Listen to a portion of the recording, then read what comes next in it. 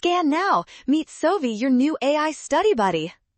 Government spending impacts net exports in a specific way that you need to master. Let's break down this macroeconomics process step by step right now. First, an increase in government purchases leads to a higher budget deficit. This forces the government to borrow more money, which immediately increases the overall demand for loanable funds today. Because the demand for loanable funds rises, the real interest rate must increase to balance the market. Higher rates then attract foreign investors who want to earn better returns here. Investors buying our currency causes appreciation. This makes exports expensive, so option B is our final answer.